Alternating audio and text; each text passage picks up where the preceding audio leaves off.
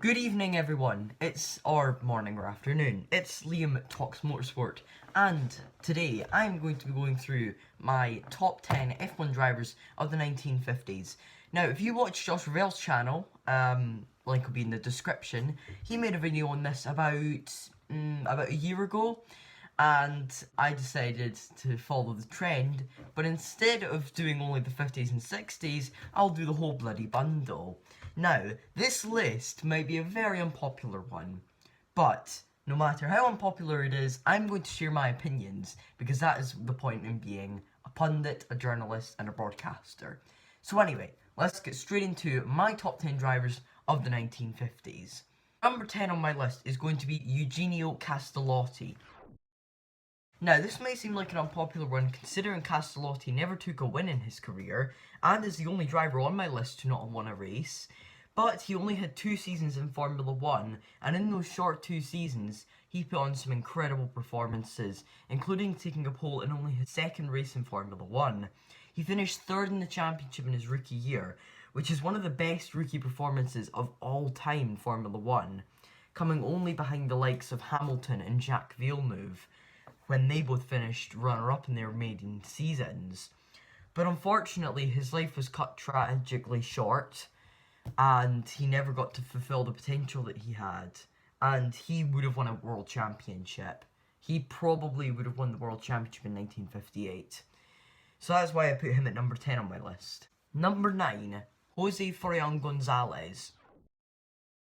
Jose Farina Gonzalez might be a name that's familiar to many of you, as he took Ferrari's first ever win at the British Grand Prix in 1951. But apart from having 2 wins in a Ferrari, both at the British Grand Prix, his career wasn't really that noteworthy. He did finish runner-up to Juan Manuel Fangio, but considering he was driving a Ferrari, and he did about 8 seasons of Formula 1, and he only had 2 good seasons, you can't really rate him being that good, compared to the likes of Castelotti and Brooks, who had mostly just good seasons in their careers. So, I put him at number 9, mainly for taking Ferrari's first ever win. Number 8, Jack Brabham. Jack Brabham is a name that is very notable in motorsport, as is the Brabham name in general, as he won 3 world championships in 1959, 1960 and 1966.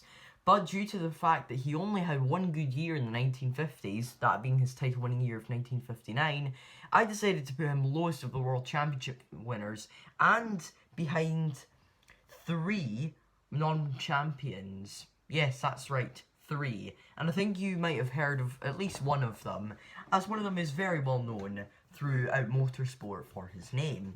But anyway, back to the 59 season, Brabham won the title ahead of Tony Brooks in his Cooper, and Brooks nearly won the title in his Ferrari.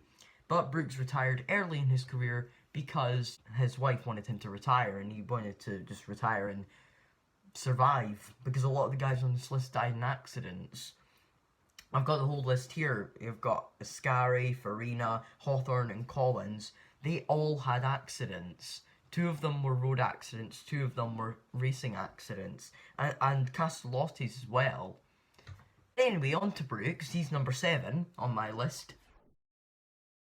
6 Grand Prix wins in 5 or 6 seasons of Formula 1 is very good, and considering he should have won the championship in 58, but his car was unreliable, same with Moss, he was a championship challenger. He took the 2nd most wins of anyone in the 58 season, but like with Moss, his car was unreliable because he had a van wall, and as a result, both him and Moss lost the title to Mike Hawthorne, who is number 5 on this list. Could have won the title in 59, but Brabham was just Jack Brabham. Number 6, Peter Collins. Peter Collins is someone who definitely should have won a championship in Formula 1. 1956 was the year Fangio most likely would have been stopped out of all of his championship winning years, as he only won the title through virtue of someone helping him out. And it wasn't a team member, it was a driver. So as you can see there, Collins jumped out of his car to let Fangio take over, so Fangio could win the championship, adamant that Collins would one day eventually take his own title. Because obviously Fangio was much older than him, he was 20 years older than Collins, so because Fangio was born in 1911 and Collins was born in 1931.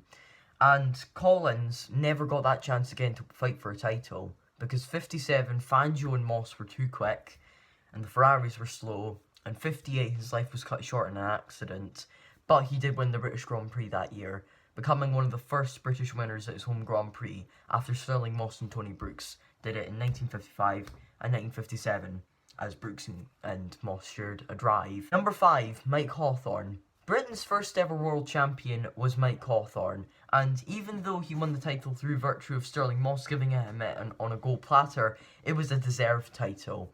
Hawthorn had been consistent throughout the 1958 season. Despite taking only one win over the course of the season, he was just so quick and consistent. So many more finishes than Moss, despite Moss taking 3 more wins than him in the season.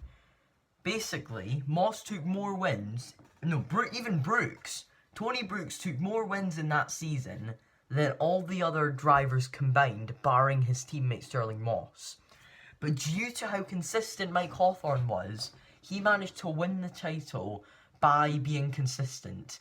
And this was one of only 2 occasions where a driver would win only 1 race in the season he won the title, as Keke Rosberg was the other in 1982.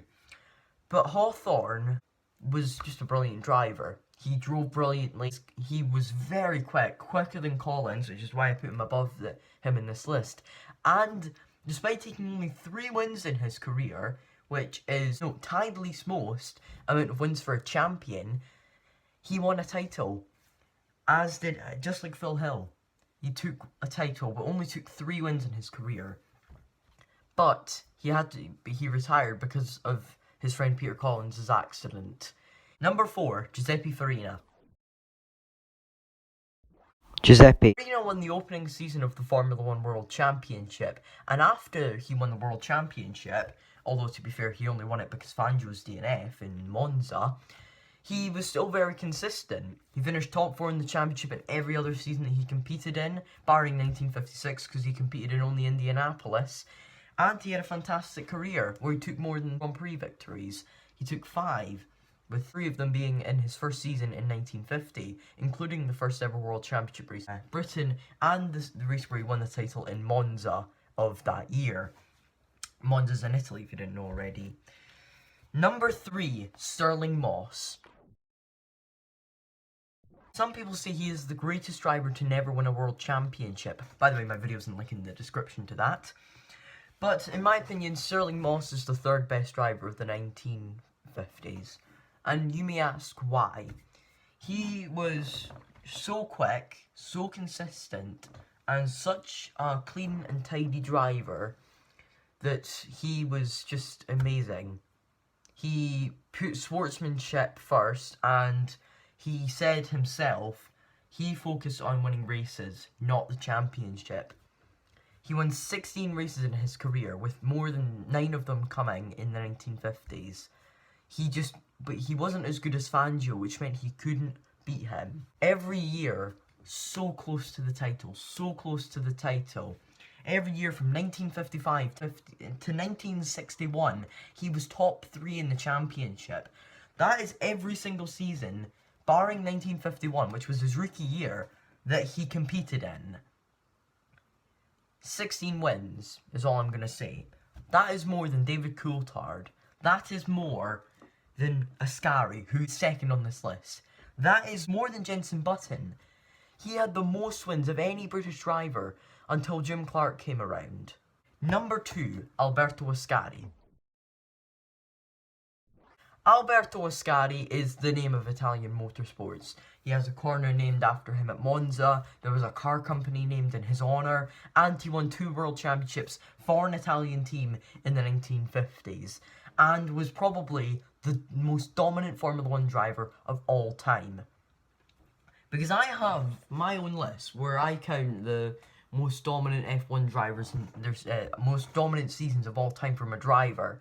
And Ascari's 52 season, where he won 8 races of 9, he didn't compete in one of them because he was too busy at Indianapolis. I don't even know what to say. He won 7 of the 9 races that year. I think I'm right with that number. He didn't win in Switzerland, Piero Taruffi did, because he was going to Indianapolis. But he didn't win there, he had a DNF. But still, only a couple of drivers I can think of that could challenge him when it comes to amount of race wins in a single year, the race percentage wins. And that is Sebastian Vettel in 2013, Nigel Mansell in 1992, and Jim Clark in 1963. Those are the most dominant seasons in my mind, other than Ascari's. Ascari's is probably the most dominant out of them all. Then it's probably Clark, then Vettel, then Mansell, and then whoever else it was that I mentioned. Because Ascari was just dominant. But now, it's time for some honourable mentions.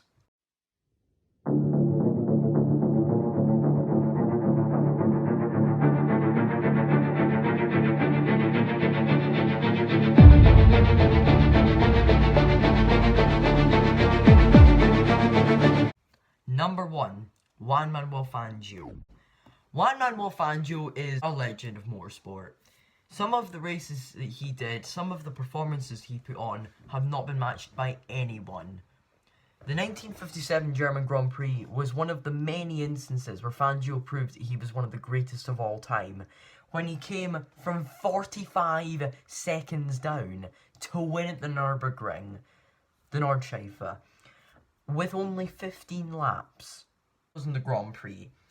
In just 3 laps, actually, he closed the gap down from 45 seconds to nothing. He won the race and beat Hawthorne and Collins, despite having a 45-second pit stop and being 45 seconds behind. Sorry, it wasn't a 45-second pit stop, it was a 50-second pit stop due to problems with the tyres. And yet he still won the race. The man was a machine. He was unstoppable.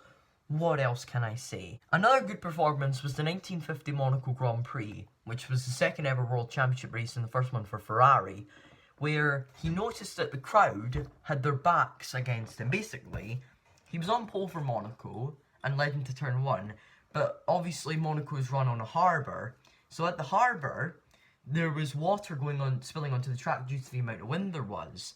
Fangio noticed this and slowed down and was very cautious, whereas Giuseppe Farina, his teammate in the car behind, spun and collected a shed ton of cars. Only 7 or 8 cars finished the race, and Fangio, on the very next lap, was certain to crash into the piles of cars. But he noticed that the crowd wasn't looking at him, the race leader. They had their backs turned because of something that had happened. And because of this, he lifted off and approached the corner very carefully. And as a result, missed every single driver that was out of the race. Every single car. Every single stricken car. And won the race to make it even better. Fangio has the best win percentage in the history of Formula 1, winning more than 46% of his races.